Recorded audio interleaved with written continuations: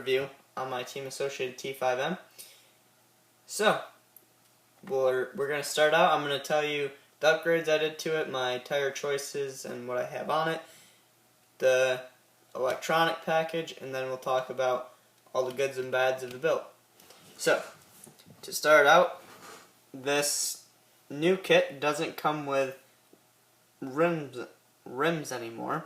So I went ahead and got the Associated yellow wheels, and I put on Proline's Ions M4 with the closed cell foam in here. The body it comes with is actually from Proline, and it's like a bulldog body, and I just painted it a fluorescent yellow. So that's it for the outside. Now I'll pop this body off and show you what I got going on inside. So my electronic selection is a Savox 2274 servo, Airtronics 471 receiver, a Reedy black box, a Reedy 4100 shorty, a Reedy 7.5 motor, and that's it for electronics. And for upgrades that I did to this car, I did the aluminum front hinge pin brace, hard front arms, a J-Concept steering rack. I like to keep everything one brand, and I was going to get all the Associated stuff. However, my local shop didn't have the Associated rack in, so I just got the J-Concepts one. I got the J-Concept battery strap. Again, they didn't have the Team Associated one. The Team Associated titanium screw kit. The Team Associated aluminum hubs. And back here, the two rear arm mounts, the C and D mounts, are aluminum from Associated.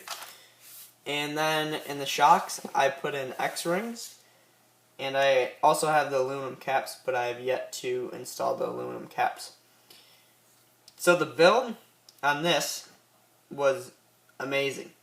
You could tell that Associated took the B5M platform, they took everyone's feedback, they learned from it, and then with this release, there's nothing wrong with it.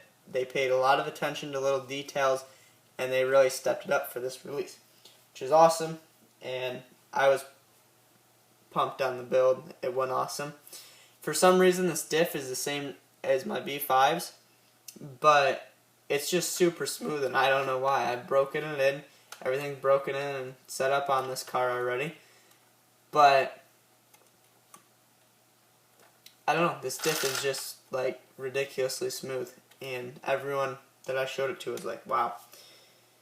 But then another little detail that they did, this chassis cradle right here, on the B5 it was flush with the chassis, and people were running their sensor wires under it and kind of crushing it.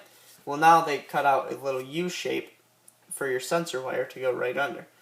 It's just nice that now it's nice and neat, and you don't have to remove the cradle to remove the sensor wire. So if you run like a chassis protector, you no longer have to take it off just to pull your electronics out or change a sensor wire, change a speed control, anything stupid like that.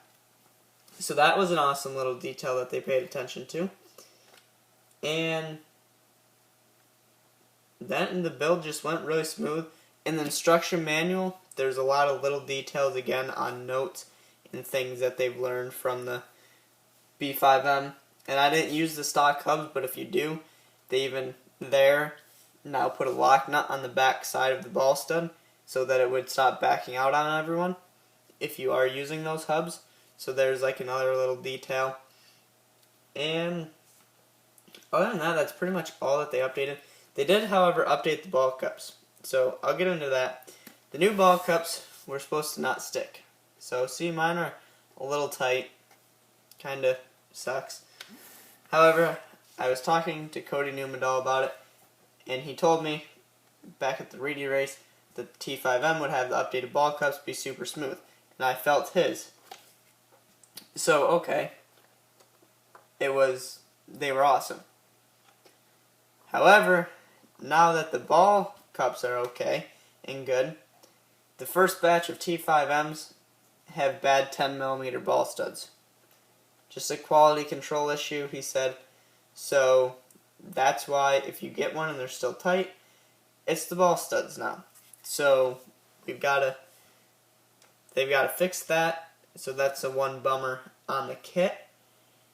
However, this little steering link right here, this one is buttery smooth. Like when I popped that one on, I was like, wow, this is actually how it's supposed to feel. But I just wish all the other ones were like that. But they'll fix it and get everyone hooked up, and that'll be it. So the build went really good other than that, and I was pumped on it, and I'm ready to run this car. So a little story about going to run the car. I ended up putting a bad sensor wire in when I built it, so I had no power to my motor. And I actually had it all ready to go at the track just like it sits, but all I had to do is like set up the servo and the motor, set the endpoints, and break in the diff and slipper. So I went to go do all that, and what do you know, I had a bad sensor wire and just figured it out 2 days later after being at the track. So kind of bummed. I still haven't drove it, but I will bring a running video and an after full review wrap up on it, and that'll do it for the T5m. But so far I'm impressed. My only thing again would be the stupid ball studs, but I've got mine pretty freed up. But it's just one of those things that sucks.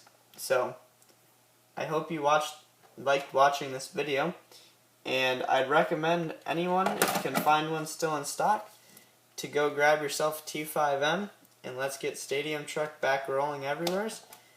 And I hope you pick the T5m. So thanks for watching, and make sure you subscribe.